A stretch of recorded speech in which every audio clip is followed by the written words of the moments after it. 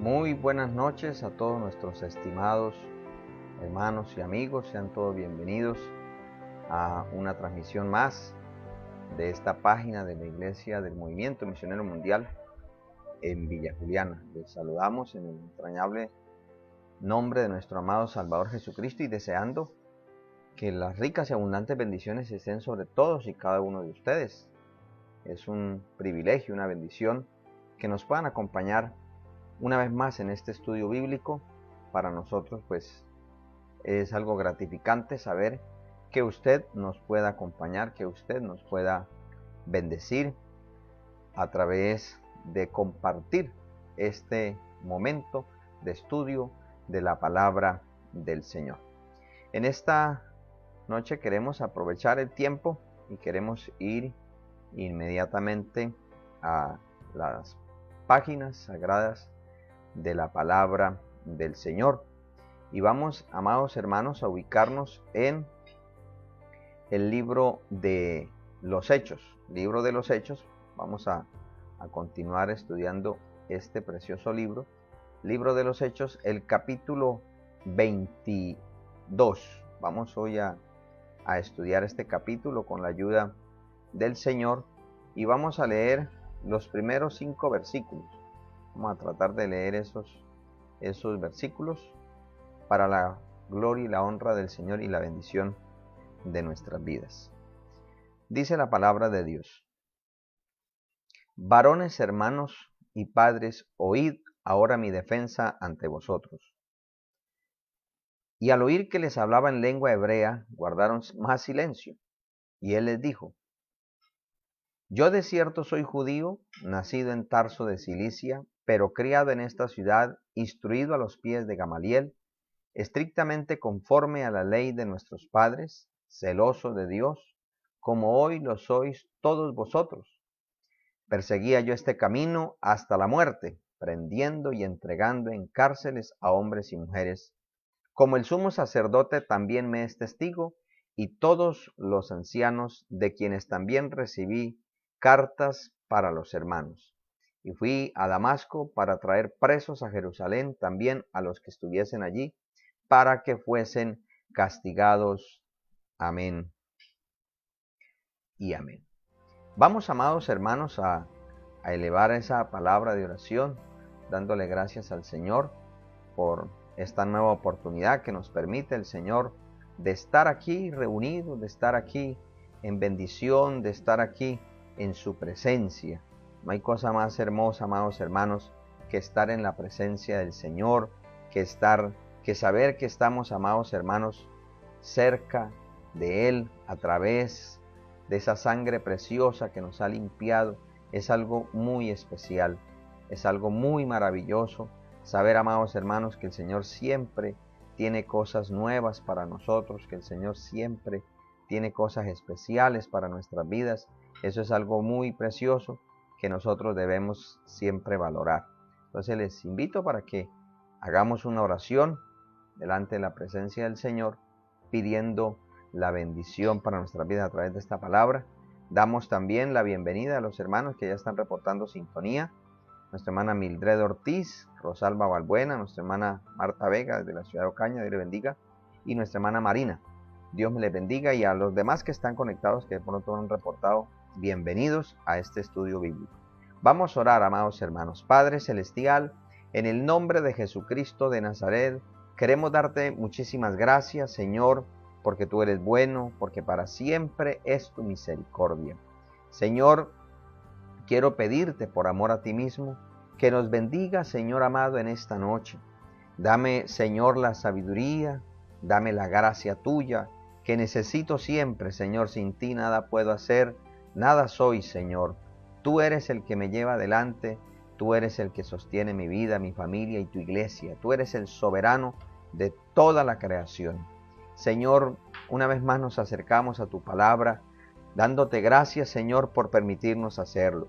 En estos momentos hay partes de la tierra en la cual a muchos hermanos están siendo perseguidos, martirizados por el solo hecho de tener un ejemplar de la palabra tuya.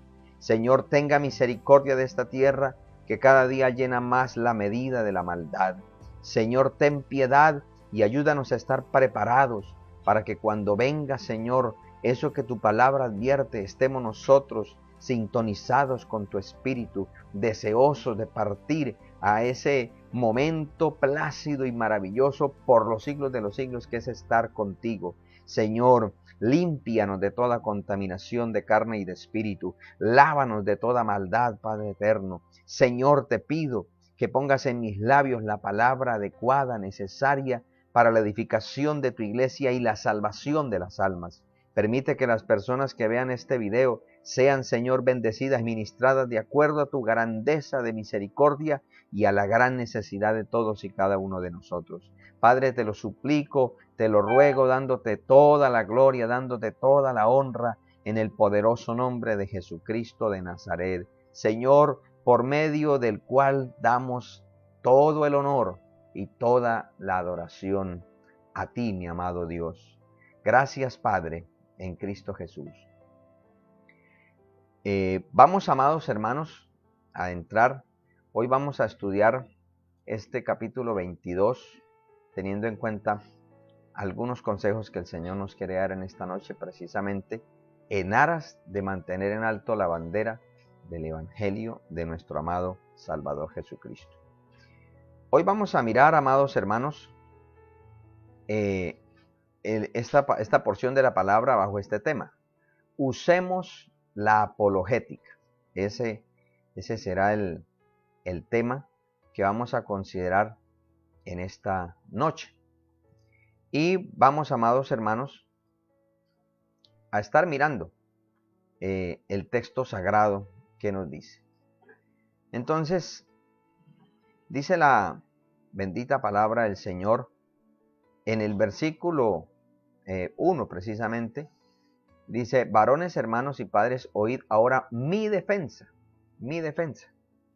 Y este término defensa en el griego es lo que ha generado este término como apologética. Vamos a mirar qué significa apologética. Entonces, viene del griego apología, que es el término que utiliza aquí Lucas, que significa literalmente una declaración o una defensa. Este término viene de una raíz que es apologeomai, que significa dar cuentas, como una declaración legal, como lo que tributariamente se hace con la retención en la fuente. Dar cuentas de uno mismo. Es decir, como la capacidad de poder expresar argumentos sólidos y suficientes solamente sostenidos por la conciencia. Este término también significa responder en defensa o alegar.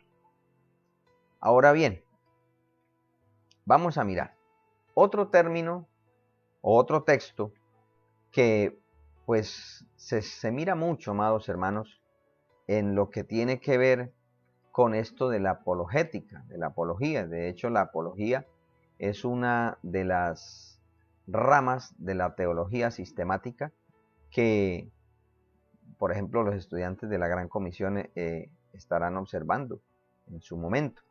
Entonces, en Primera de Pedro, el capítulo 3, el versículo 15, encontramos, amados hermanos, una expresión muy poderosa, muy diciente, amados hermanos, y se la quiero presentar.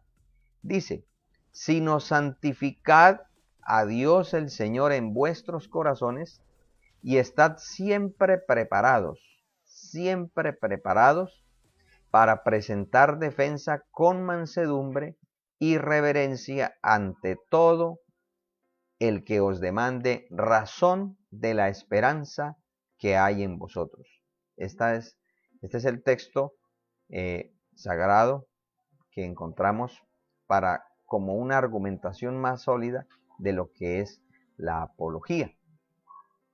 Ahora, aquí hay en este texto hay unos términos muy dicientes que nos van a servir como base a lo que Pablo está aplicando. Ya vamos a mirar. En donde está subrayado dice, en primera parte dice: estad siempre preparados para presentar defensa. Estad siempre preparados. Y el término que utiliza el apóstol Pedro para estar preparados es estar acondicionados, estar ajustados, estar listos. También habla de estar dispuestos, porque hay que querer servir a Dios, y también estar presto, o sea, diligentemente. Entonces, ¿para qué? Dice, para presentar defensa, para defender la razón de nuestra esperanza. Pero también nos da dos elementos importantes cómo hacerlo, que más adelante los miraremos, pero quiero mostrarles la definición. Y es que el término dice con mansedumbre. O sea, literalmente la mansedumbre en el griego habla de dulzura, de gentilidad, de apacibilidad, de humildad. Con mansedumbre, no como hacen las sectas, que es mediante presión psicológica o aún física. No, con mansedumbre, porque Dios no obliga a nadie, mucho menos nosotros que somos sus criaturas, sus embajadores. Y dice, y con reverencia. ¿Por qué? Porque se va a hablar del Dios que hizo los cielos y la tierra. Y se va a hablarle a alguien que, aunque esté en pecado, fue creado a la imagen y semejanza de Dios. Por el hecho de ser creado a la imagen y semejanza de Dios, tiene algo que se llama dignidad, y eso le demanda respeto. Respeto. Ahora, bueno. Entonces dice, ¿ante a quién hay que presentar esa defensa? Ante todo. O sea, cualquier persona que pida, bueno, ¿usted por qué es cristiano? ¿Usted por qué hace esto? ¿Usted por qué hace lo otro? Es necesario tener eso en cuenta. Y eso es lo que el apóstol Pablo en este capítulo 22 nos va a enseñar. Entonces vamos a ir nuevamente a las diapositivas y vamos a avanzar. Vamos a mirar a grosso modo qué es lo que pasó ahí. Encontramos, amados hermanos, al apóstol Pablo. Dice, bueno, los que recuerdan, en el capítulo 21, el apóstol Pablo estaba en el templo de Jerusalén y estaba pues con todo el deseo de ofrecerle ese voto de consagración que él había preparado para Dios. Él estaba con ese interés, pero resulta que el apóstol Pablo se ve, dice que al finalizando, ya en el séptimo día, llegan unos judíos de Asia y suscitan la multitud, y este es el que está haciendo blasfemar en todo el mundo, y bueno, se levanta una jauría contra él, lo están casi matando, pero llega ahí la autoridad, y entonces él impide, él llegó el tribuno con todos los soldados y centuriones, y lo sacaron, dice que en peso, porque la gente quería matarlo. Pero él lo llevó a la fortaleza, y dice en el versículo 35 del capítulo 21, que al llegar a las gradas, él dice que la muchedumbre gritaba una cosa y otra, y lo único que se entendía era que muriera. Entonces él le pregunta al tribuno, ¿se me permite decirle algo? Y él, sorprendido, le pregunta, ¿usted sabe griego? ¿Usted no es acaso este rebelde que quiso levantarse haciendo una sedición? Y él le dijo, no soy ese, yo soy ciudadano romano, permítame. Y entonces dice la palabra que el tribuno le permitió, y Pablo hizo señal con la mano al pueblo, y el pueblo hizo silencio, y dice que empezó a hablarle en lengua hebrea. Ese es el preámbulo. Ahora, cuando vamos al capítulo 22, que es lo que acabamos de leer, encontramos que el apóstol Pablo aprovecha ese escenario, hermano.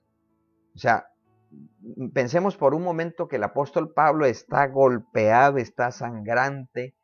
No eran 2 ni 3 personas, eran cientos de personas que querían acabar con su vida. Pero él, en medio de eso, lo que piensa es, yo puedo aprovechar aquí para hablar, para defender la razón de mi esperanza, porque por eso es que me quieren matar. Entonces Pablo aprovecha esta circunstancia para defender su fe. ¿Por qué razón creía en Cristo? ¿Por qué razón creía en el Evangelio de Cristo?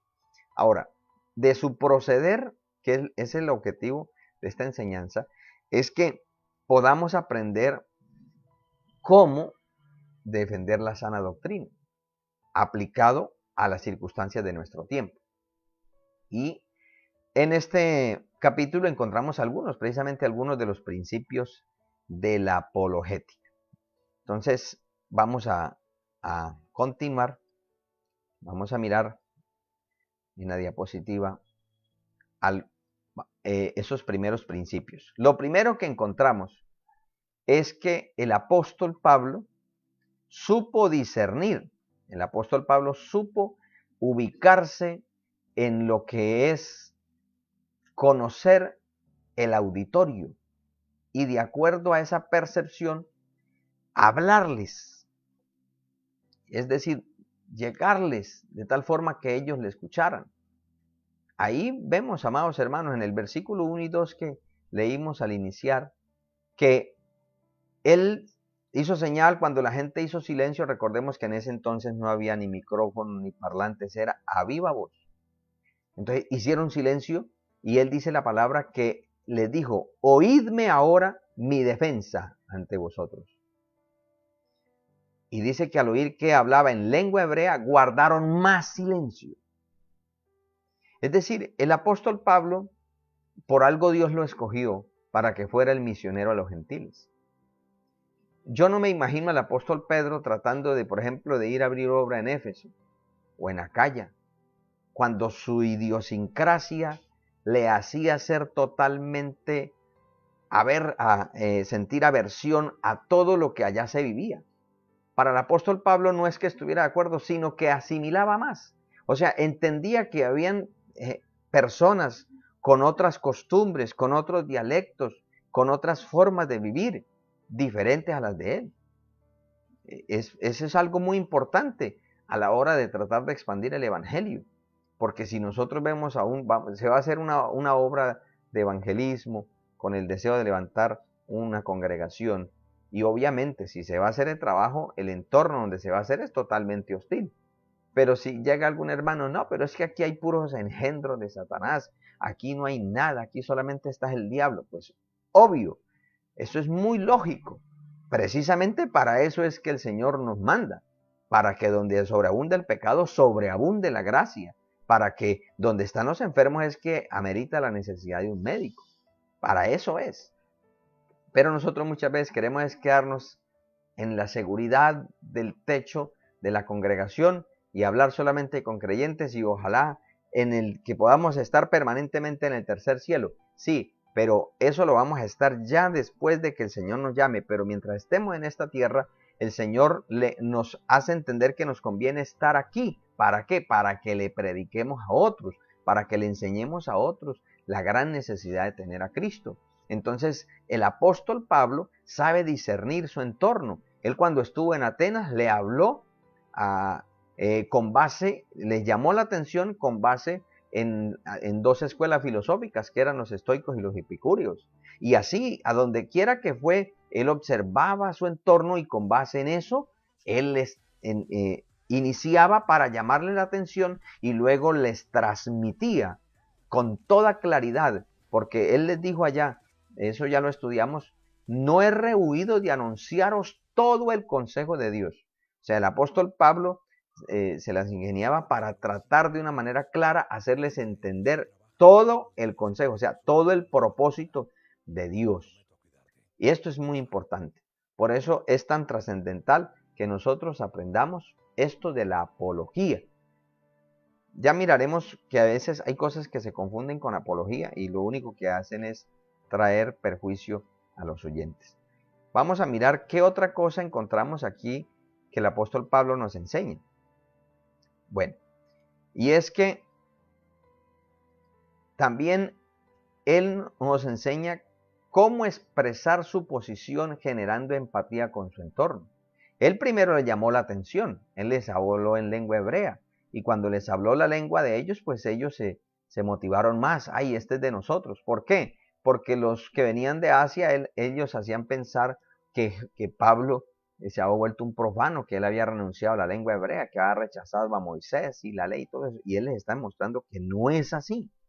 Entonces, en el versículo 3 al 5, él hace una mención de dónde venía él. Él dice que él nació en Tarso, pero fue instruido en Jerusalén, a los pies de Gamaliel. Algunos estudiosos dicen que para ese tiempo Tarso era una de las ciudades más relevantes en cuanto al nivel académico de formación.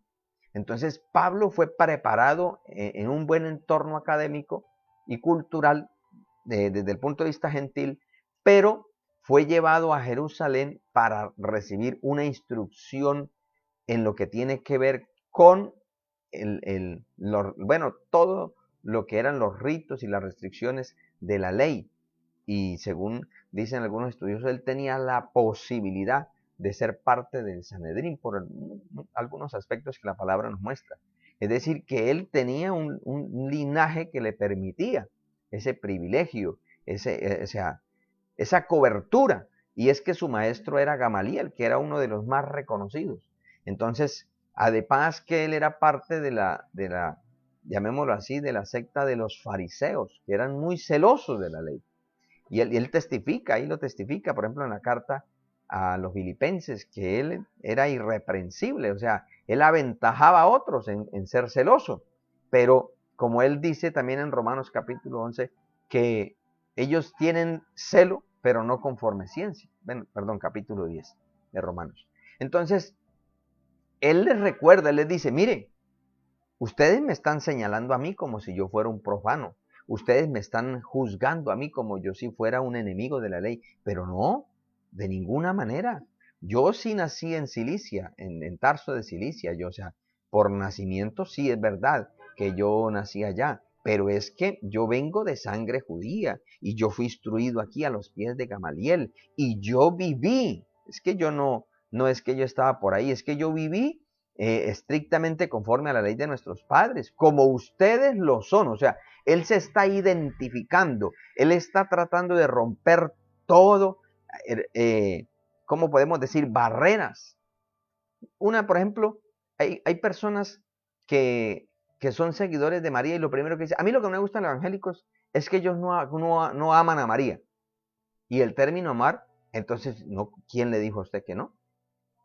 Es más, nosotros la respetamos más que ustedes, porque las hermanas de la congregación, ellas la honran más tratando de imitar su proceder, lo que nosotros, entonces se les explica, pero primero ¿cómo no? Nosotros odiamos, eso es un engendro, entonces de una vez genera de plano un conflicto, y el Señor no vino a generar conflicto, vino a salvar las almas. Ahora, él dice, y él les hace dar a entender que él comprende hasta cierto modo por qué razón ellos lo están queriendo matar, porque es que él era peor que ellos. Él les dice, yo perseguía este camino, o sea, este estilo de vida, yo también lo perseguía. Y no como ustedes así, no, era hasta la muerte. Y yo era el de los que iba casa por casa con lista en mano y verificaba quién era el cristiano y lo sacaba y lo metía preso. Y a mí no me importaba que fueran hombres o mujeres, nada. Con tal que no fuera judío, va para afuera. Y como ya arremetí contra los cristianos aquí en Jerusalén, recibí cartas del sumo sacerdote y me fui para Damasco a hacer lo mismo. Y le dice, y aquí está el sumo sacerdote que conoce y los ancianos saben que yo recibí esas cartas para traer presos desde Damasco aquí a Jerusalén, para que fuesen castigados. Esto le está diciendo el apóstol Pablo. Con esto que le está queriendo mostrar a ellos. Yo entiendo su posición, mas no la comparto. Pero él está haciendo esto para que ellos bajen la guardia y ellos puedan escuchar el mensaje. Porque por eso el Señor dice que debemos procurar hacernos amigos. ¿Por qué? Porque si nosotros vamos de choque contra las personas, por más que les prediquemos la verdad y tratemos de enseñarles la verdad, la van a rechazar por la actitud que tienen. Pero si logramos entablar una relación favorable, es más fácil para que su corazón y sea movido a recibir el Evangelio de Cristo. Ahora, vamos a mirar otro aspecto. Y es que del versículo 6 hasta el versículo 16, el apóstol Pablo centra su discurso en lo que Cristo hizo con él, evocando su experiencia de salvación. Mire cómo el apóstol Pablo le dio 2 cucharaditas de sopa y de una vez mano a la presa. El apóstol Pablo sabía que las oportunidades son, como dicen los griegos, calvas. O sea, si no se aprovecha en el instante, ya después, cuando va a reaccionar, ya perdió el tiempo, ya perdió la oportunidad. Entonces, el apóstol Pablo, desde el versículo 6, empieza a relatarle su conversión. O sea, ese traslado que hubo entre un gran perseguidor a ser un gran paladín del evangelio. Y él les dice, mire, yo iba con las cartas en mis manos y mi deseo fúrico de perseguir y, mejor dicho, asolar la iglesia en Damasco. Pero dice que en el camino, como a mediodía, de repente una luz del cielo le rodeó y él cayó al suelo y escuchó una voz que le decía, Saulo, Saulo, ¿por qué me persigues? Y una luz por sí misma no habla. Una luz por sí misma no le conoce el nombre. Una luz por sí misma no conoce la motivación que llevaba Saulo. Y cuando le repite 2 veces su nombre, entonces él dice que él respondió, ¿quién eres, Señor? O sea, él entendió que quien le estaba hablando no era una persona común, no era una imaginación, sino que era una realidad. Y eso no podía ser otra cosa que Dios. Del Dios que él tanto profesaba y defendía, ahora se le estaba encontrando. Y dice, yo soy Jesús de Nazaret, a quien tú persigues. Y dice, él le dice, los que estaban conmigo vieron a la verdad la luz, pero no escucharon absolutamente nada. ¿Por qué? Porque el trato era del Señor con Saulo. El trato era del Señor con Saulo. Y entonces él le dice, mire, como él le pregunta, ¿qué hago? Entonces el Señor le dice, levántate y ve a Damasco y allí se te dirá lo que está ordenado que haga. O sea, Saulo se está diciendo, pero ¿cómo así? A ese nombre que yo perseguía, o sea que es verdad, porque es que él me está hablando de un plan que ya está ordenado sin ni siquiera preguntarme a mí y él ya me metió en ese plan. O sea, ¿quién es este que conoce el futuro, que conoce mi sentar y mi levantar? No puede ser otro que el Dios del cual yo profeso. Y entonces él dice la palabra que como no veía, hermano, es que cuando la Biblia dice delante de Jehová tiembla la tierra, o sea, debilitado, lo levantaron y lo metieron a Damasco. Y miren lo que dice, permítame les muestro un momento el texto para que vayamos mirando aquí el texto de lo que estamos mirando. Y dice ahí la palabra, y los que estaban conmigo no vieron la luz. Bueno, pero aquí más adelante dice, en el versículo 12, quiero mostrarles algo acá. Dice, entonces uno llamado Ananías, mire la expresión que dice que no está en Hechos 9. Aquí Pablo testifica de él aquí cuando está defendiendo su posición, cuando está haciendo apologética. Le dice, un varón piadoso según la ley, que tenía buen testimonio de todos los judíos que allí moraban. Este texto nos demuestra por qué razón Dios llamó a Ananías. Porque es que, según lo que testifica Saulo acá o Pablo, este Ananías era también un hombre celoso de la ley, pero que había conocido al Señor y el Señor lo había traspasado con su amor y con su misericordia y ahora era un fiel discípulo del Señor. Ahora tenía que ir a donde uno que era peor en celo religioso, pero eso le iba a dar motivación porque él conocía cuáles eran los piadosos. Y entonces dice que él vino y acercándose le dijo, hermano Saulo, recibe la vista. Y yo en aquella misma hora recobré la vista y le miré. Y él le dijo, el Dios de nuestros padres te ha escogido para que conozcas su voluntad y veas al justo y oigas de su boca, la voz de su boca. porque serás testigo suyo a todos los hombres de lo que has visto y oído. Ahora pues, ¿por qué te detienes? Levántate y bautízate y lava tus pecados invocando tu nombre. Qué buena esta palabra, amados hermanos. ¿Por qué es tan importante esta palabra? Porque es que aquí encontramos algunos argumentos, por ejemplo, de lo que alguna doctrina herética dice de Hechos 2:38, que es necesario el bautismo en agua para salvación. Pero aquí Pablo está refiriéndose que cuando se dice bautícese cada uno de vosotros en el nombre del Señor Jesucristo, está haciendo referencia es que cada persona tiene que arrepentirse, y para ser perdonada tiene que cada persona recibir a Cristo, es decir, dejarse llenar por completo de Cristo y él también entrar por completo en Cristo, porque la salvación es personal, pero el bautismo en agua como sacramento no se bautiza uno mismo. Hay un ministro encargado, aprobado, que lo hace, pero para la salvación no necesita uno ningún ministro, es uno mismo el que tiene que sumergirse en la sangre de Cristo por la fe. Entonces, el apóstol Pablo aquí está testificando cómo fue su experiencia, o sea, cómo Dios primero le quitó ese impulso que llevaba, cómo se le reveló, cómo le dijo para que le tenía un propósito, que le tenía un plan muy bueno, le envió una persona acorde y esta persona le mostró cuál era el paso a seguir. Esto es muy importante, amados hermanos, que tengamos en cuenta. Entonces vamos a mirar algo más. Del versículo 17 hasta el versículo 21, el apóstol Pablo argumenta la razón de su ministerio entre los gentiles.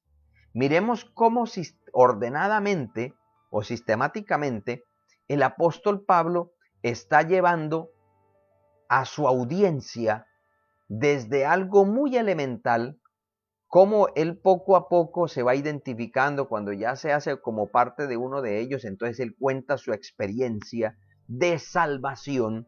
Con esto les está dando a entender de que ellos están perdidos, así sean descendientes de Abraham, pero ahora pasa a exponer qué es lo que le hace a él ser un predicador del evangelio. Y entonces, desde el versículo 17 hasta el versículo 21, el apóstol Pablo cuenta ahora otra experiencia y vamos a mirarla. Dice el versículo 17, cuando él volvió a Jerusalén, dice que estaba orando en el templo, le sobrevino un éxtasis, es decir, cuando ya regresó de Antioquía, de allá de Damasco, que le tocó salir huyendo, y él pasó un tiempo allá en Jerusalén, y dice que allí el Señor le dice, el Señor le dio una experiencia y le dijo, date prisa y sal prontamente a Jerusalén, porque no recibirán tu testimonio acerca de mí. O sea, aquí ya el apóstol Pablo está diciéndoles a ellos, bueno, ustedes, o sea, aquí sabiendo cómo era yo, pero ahora me desconocen, ahora no tienen en cuenta todo lo que yo hacía por esta nación, ahora no me tienen en cuenta. Entonces el Señor le dijo, no, váyase de ahí porque no van a creer tu testimonio, no van a obedecer nada, váyase. No le van a creer de lo que yo he hablado o que de lo que yo quiero para ellos. Ellos quieren seguir en el pecado, en la religión. Y entonces el apóstol Pablo, mire lo que dice el versículo 19, el apóstol Pablo les dice, Señor, pero ellos saben que yo encerraba y azotaba en todas las sinagogas a los que creían en ti. Y cuando derramaba la sangre de Esteban, tu testigo, yo mismo también estaba presente y consentía en su muerte y guardaba sus ropas. Pero me dijo, ve porque yo te enviaré lejos a los gentiles. Es decir, dos razones suficientes tenía el apóstol Pablo para ser ministro a los gentiles. Número uno, no le iban a creer, o sea, no iba a ser fructífero. Y número dos, él tenía un espacio donde lo estaban necesitando y donde era conveniente. Por eso es que es tan importante, amados hermanos, que no solo basta con el deseo de servir, sino hay que servir en el área y en el lugar donde Dios nos ubica. Porque todos y cada uno, yo he aprendido, el Señor me ha enseñado que cada persona que llegue a la iglesia para algo es útil. pero hay que tratar de ubicarla en el área que sea más fructífera, que él se sienta mejor, que pueda dar los mejores frutos, el mejor testimonio. Y no de pronto en otra área donde no, como no se va a ubicar bien y va a ser, en vez de bendición, de pronto va a ser más bien es como de perjuicio aún para él mismo. Entonces, miremos cuál paso más da el apóstol Pablo. Y es que del versículo 22 al 24, entonces el apóstol Pablo está aquí y es que hace una exposición, o esta exposición que acaba de él hacer, diciendo que él perseguía también a las multitudes y todo, y que esto entonces ofendió en gran manera, esto ofendió hasta lo sumo a los oyentes, y entonces esto que nos lleva a entender que la exposición de la verdad ofenderá a la irracional mentira. Hermano, cuando se predique la verdad, hay dos efectos generales y convenientes que sucedan. Número uno, el que es de Dios, la palabra de Dios oirá. Entonces, de acuerdo a su necesidad, o será edificado, o será corregido, o será consolado, de acuerdo a su necesidad. Pero el que no es de Dios, el que quizá viene a cuestionar, el que quiere ser sabio en su propia opinión, ese se va a ofender, ese va a salir del culto o de la enseñanza bravo, me la echaron toda a mí, porque no quiere cambiar. O sea, la palabra no la toma como ese bálsamo que lo quiere sanar, sino como ese martillo que lo quiere golpear. Entonces, la verdad siempre va a pasar así. La verdad va a ofender a la irracional mentira. Mire lo que nos dice el texto sagrado. Dice que cuando le oyeron hasta esta palabra, entonces alzaron la voz diciendo, quita de la tierra al tal hombre que no conviene que viva. O sea, no pudieron sostener más su temperamento.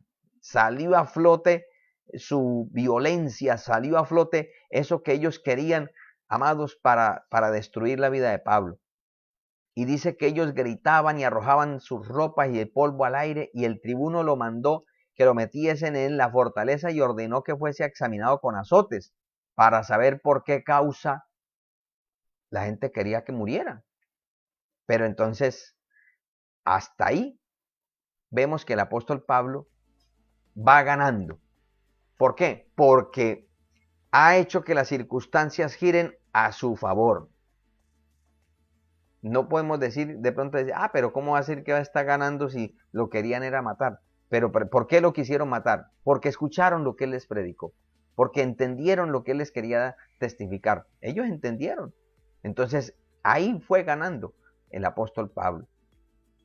Ahora, miremos aquí otro aspecto.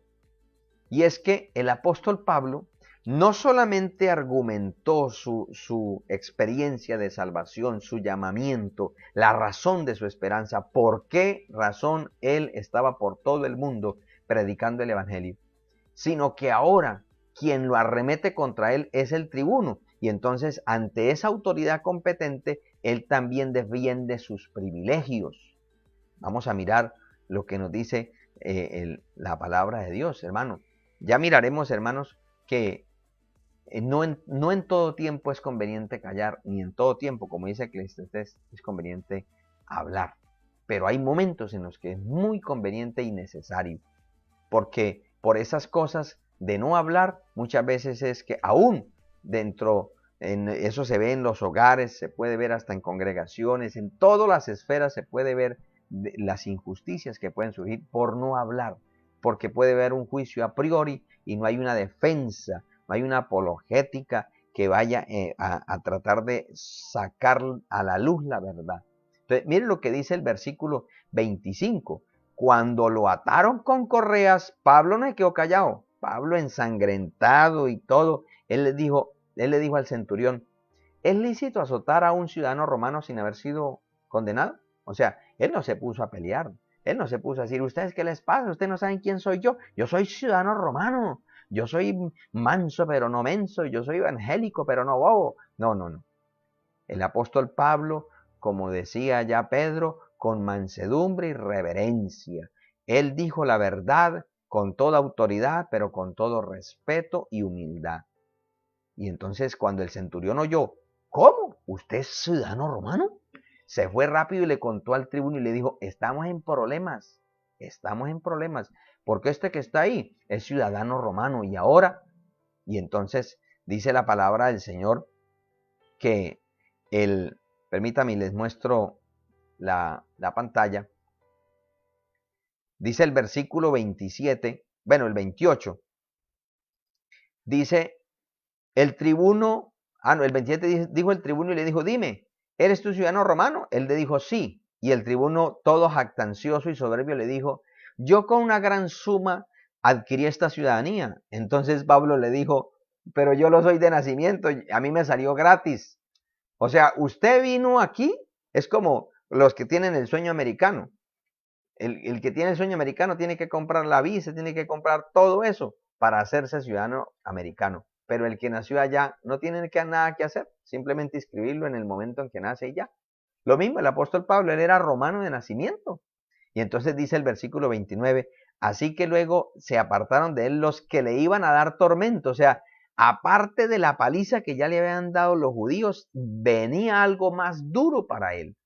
Pero como supo hablar y defendió sus privilegios, sus derechos, entonces dice la palabra que se apartaron. Y el tribuno, al saber que era ciudadano romano, también tuvo temor de haberle atado, porque eso no lo debía haber hecho este hombre. Entonces, vemos, amados hermanos, que el apóstol Pablo nos enseña que a pesar de cualquier circunstancia, hay momentos en los que se puede expresar. Repito, hay momentos en los que no conviene, por más que tengamos toda la razón, no conviene. Pero hay momentos en que conviene.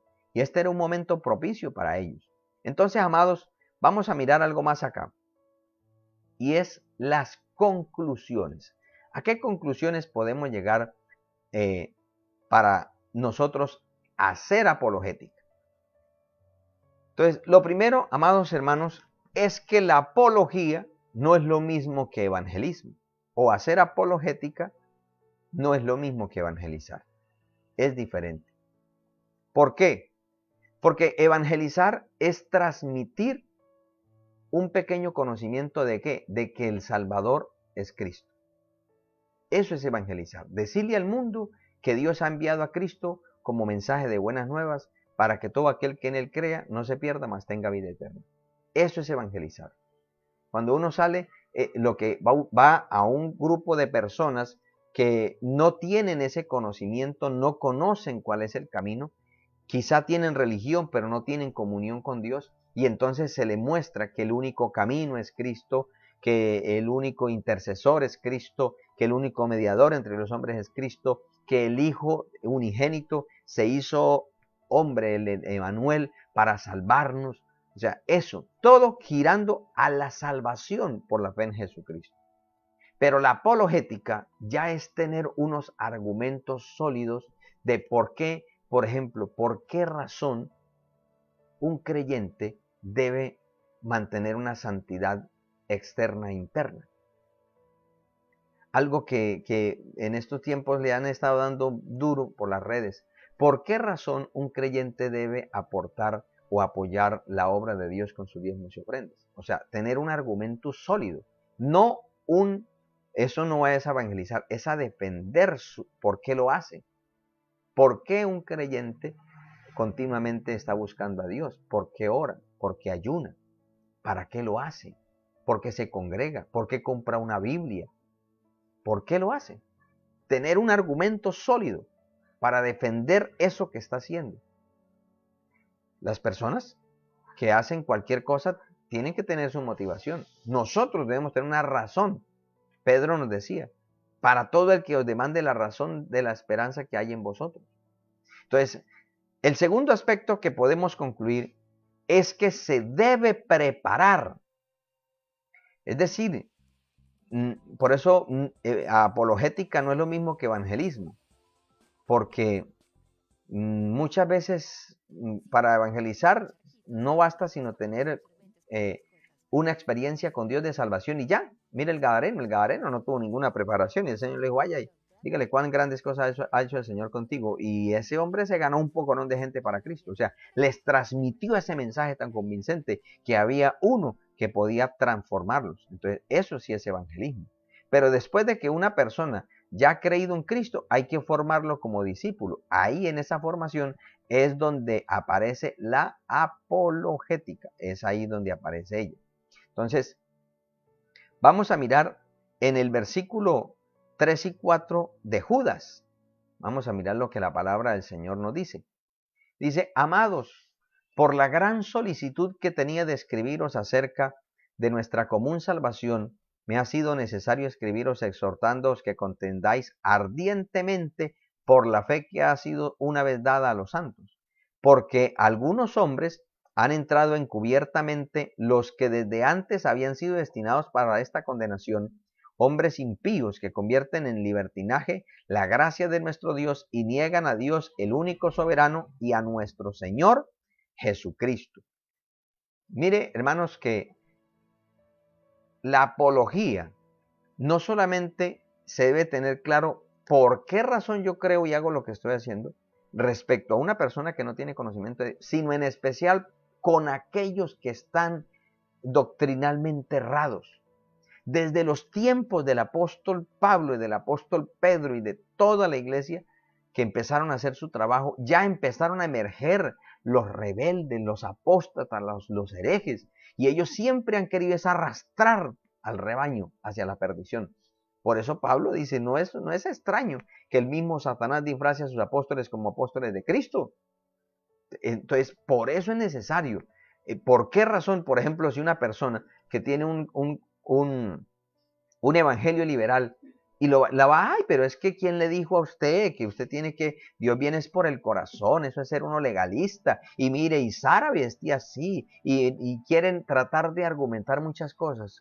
¿Cómo usted defiende su santidad conservadora?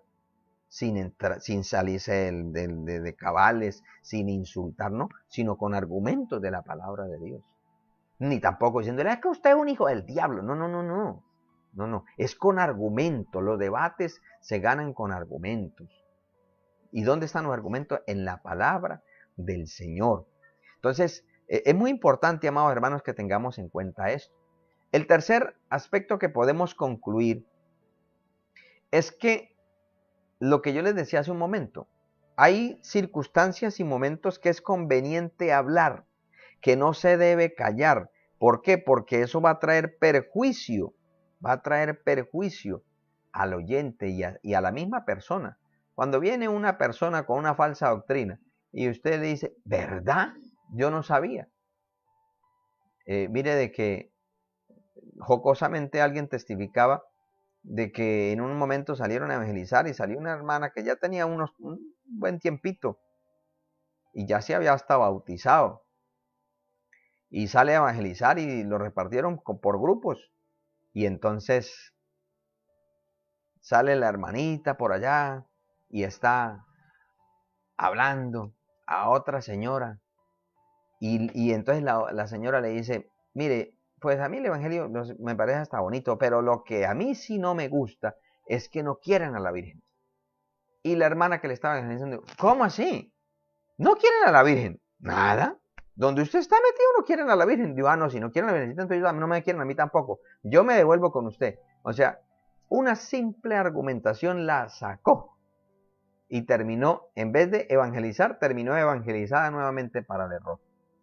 Hay muchas personas que aún al evangelismo les da miedo salir y hablar, porque ahí sí, ¿qué tal yo me encuentre con un testigo de Jehová? ¿Qué tal me encuentre con esto, con lo otro? ¿Qué tal me encuentre con un Illuminati? ¿Y ahora yo qué hago? O sea, no se prepara para hacer apologética, no se prepara. Por ejemplo, si un familiar le hace, bueno, ¿y usted?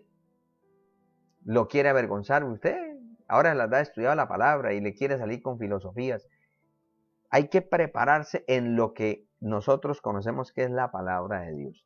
Entonces, en Proverbios 26, 4 al 5, dice, nunca respondas al necio, escucha este argumento, de acuerdo a su necedad, de acuerdo a su necedad. Dice, para que no seas tú también como él. Responde al necio como merece su necedad. La palabra dice, no respondas en el estilo, en el tipo, en el contenido que te están provocando. No, Respóndele de acuerdo a la necedad o a la insensatez que está. O sea, aclárele. No lo deje en el error. Dice, para que no se estime sabio en su propia opinión. Eso lo dice la palabra del Señor muy claramente ahí. Por eso el Señor dice, no lo haga. No se quede callado. Como dice este periodista, denuncie de RCN. Entonces, en el libro la carta, segunda carta del apóstol Pedro, en el capítulo 3, segunda de Pedro, capítulo 3, el versículo 15 al 16, mire, amado hermano, lo que nos dice la palabra del Señor. Es que la palabra de Dios es tan rica en todo esto. Dice la palabra del Señor. Y tened entendido que la paciencia de nuestro Señor Jesucristo es para salvación, como también nuestro amado hermano Pablo, según la sabiduría que le ha sido dada, os ha escrito. Casi en todas sus epístolas, hablando en ellas de estas cosas, entre las cuales hay algunas difíciles de entender, las cuales los indoctos e inconstantes tuercen, como también las otras escrituras, para su propia perdición, para su propia perdición. Entonces, por eso es que ante una falsa doctrina, no conviene quedarse callado todo el tiempo. No conviene, ay, ¿verdad? Ay, yo no sabía eso. Ay, ¿verdad? Ay, no. Es necesario, amado hermano, que nosotros podamos tener claridad de lo que hemos creído y estar completamente seguros, amados hermanos, de que es Dios el que nos ha llamado, de que estamos en la verdad y que si estamos en la verdad, ¿por qué callarlo? Hay que hablar la palabra del Señor, hay que hablar lo que el Señor nos ha mandado. ¿Por qué? Porque de lo contrario, entonces, ¿qué será de las almas que no conocen al Señor? ¿Qué será de aquellas personas que de pronto nos están observando, nos están de pronto quizás mirando? ¿Y qué vamos a hacer? Es importante, amados hermanos, prepararnos, orando, pidiendo a Dios su sabiduría, su dirección, estudiando la palabra, también capacitándose. Hoy en día hay muy buenos predicadores y maestros de la palabra en la obra, leyendo buenos libros. Hay que aprovechar el tiempo, hermanos, para presentar defensa de la razón de nuestra esperanza. Uno ve cómo esta comunidad LGTBI continuamente está defendiendo todas sus propuestas y utilizan todos los medios y lo hacen. Y esas personas están convencidas de que que están correctas. ¿Cuánto más nosotros, hermanos, que hemos creído en algo que nos ha transformado, que es la palabra del Señor, ese poder maravilloso de nuestro amado Salvador Jesucristo? Debemos hablar, recordemos, con mansedumbre y reverencia. Mansedumbre y reverencia. No es con griterías, no es con ofensas, no es con sarcasmos. Recuerde lo que nos termina diciendo la enseñanza anterior. Cuando la difamación es la herramienta del perdedor. No, hay que ser ecuánimes, tener templanza, dominio propio, pero hablar lo que se debe de hablar. Amados hermanos, vamos a hacer una oración pidiéndole al Señor que nos ayude, que podamos ser buenos instrumentos en este último tiempo para la salvación de las almas. Oremos, amados hermanos. Padre Celestial, en el nombre de Jesucristo de Nazaret, quiero darte muchísimas gracias, Señor, porque tú eres bueno y porque para siempre es tu misericordia. Señor, quiero pedirte, por amor a ti mismo, que obres de una manera especial en nuestras vidas. Padre, ayúdanos a defender lo que tú nos has dado. Enséñanos a hacerlo de la mejor manera. Enséñanos, Señor, siempre a tratar de dejar en alto tu nombre sin pisotear la dignidad de la otra persona, por equivocada o errada que esté. Ayúdanos, Señor. Ayúdanos a ser como tú. Tú nunca ofendiste a ninguno de los que demandaban la razón de tu esperanza. Señor, tú corregiste a los religiosos, tú corregiste a aquellos que se hacían creer por sabios, pero a los ignorantes tú les tuviste, Señor, esa paciencia. Ayúdanos también a tener esa paciencia con los perdidos, con los apartados, con aquellos que están en tinieblas, Señor. Ayúdanos para mostrarles la luz que los guíe por el camino al encuentro contigo. Señor, y perdónanos las tantas veces que nos hemos entrometido en contiendas sin sentido, que lo único que ha traído es perdición a los oyentes, Señor. Perdónanos, Señor. Ayúdanos a ser ganadores de almas en todo momento, tiempo y circunstancia. Te lo pido, Padre, en el nombre de Jesucristo de Nazaret. Amén y amén. Amados hermanos, qué bueno es disfrutar de estos momentos preciosos. Bueno, quiero saludar quizás a otros hermanos que han estado participando durante el culto. Nuestra hermana Sandra Aceros, nuestra hermana Yolimar Rincón, Alfonso Suárez, Richard Bonilla, Dios le bendiga. También Arnold Arias, Dios le bendiga, hermano. Desde Barrancabermeja nos saluda, Dios me le bendiga. A ver quién más. Bueno, dice que desde la congregación Minas del Paraíso, Dios me le bendiga, amado hermano. También nuestro hermano Ricardo. Del hermano José Balbuena, Dios le bendiga, qué bueno, gloria al Señor, Dios es bueno. Desde la distancia, gloria al Señor. Amados hermanos, quiero decirles a la iglesia local que el día de mañana vamos a tener un culto virtual a las 6 de la tarde por vía Zoom. Así que estemos muy pendientes para que participemos de esos momentos con el Señor. Y quiero cerrar esta transmisión haciendo una oración por las peticiones y las necesidades de todos y cada uno de ustedes y de sus familias, para que el Señor nos ayude, no sin antes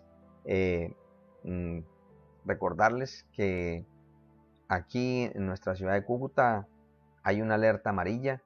Hay que tener cuidado, hermanos. Posiblemente en estos días se cierre un poquito más la facilidad de movimiento, y esto es pensando en que no se avance mucho el contagio. Si no tiene razón de salir, por favor permanezca en casa. Si usted tiene que salir, hágalo con todo el cuidado, pensando en usted y en su familia. Saludo también a Alejandra Durán, Dios le bendiga, allá a su esposo en Saravena, y a todos los hermanos allá. Así que vamos a orar, amados hermanos, y así pues seremos despedidos de este culto precioso. Amado Dios y Padre de nuestro Señor Jesucristo, quiero agradecerte por este culto que nos has permitido celebrar. Quiero darte gracias por la palabra, Señor, que tú nos concediste, Señor, recibir. Pero también te quiero pedir, en unión con todos mis hermanos, para que tú extiendas tu mano de poder y tú envíes, Señor, tu bendición sobre todos y cada uno de nosotros. Padre, quiero pedirte por nuestra hermana Ana Lazo y su familia, para que tú los sanes, para que tú pongas tu mano poderosa y fuerte en ellos, los libres, Señor, de toda obra mala, Señor, y a todos los hogares de la iglesia. Guárdanos, Señor, de esta pandemia, Señor, y de todas esas virosis que están deambulando por los aires, Señor.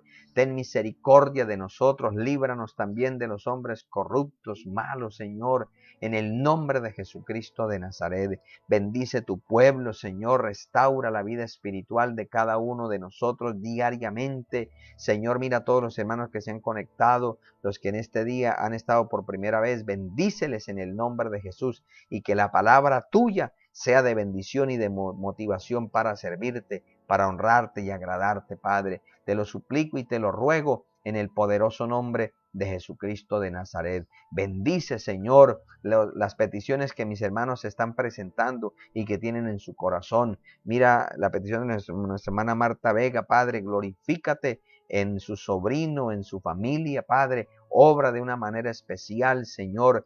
Llénanos de tu presencia, llénanos de tu poder.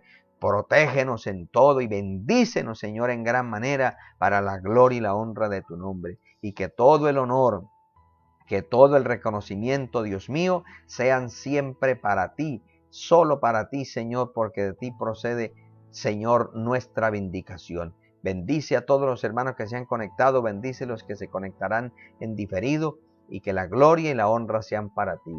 En el nombre de Jesucristo de Nazaret. Amén y amén. Mis amados hermanos, un abrazo para todos de parte de mi esposa y mis hijos, para todos. Ahí también saludo a mi hermana, a mi madre que se han conectado. Todos, que el Señor les bendiga grandemente, que el Señor nos siga ayudando y que estemos preparados siempre para ver las grandes maravillas del Señor para con nosotros. Una feliz noche para todos y que el Señor les siga bendiciendo.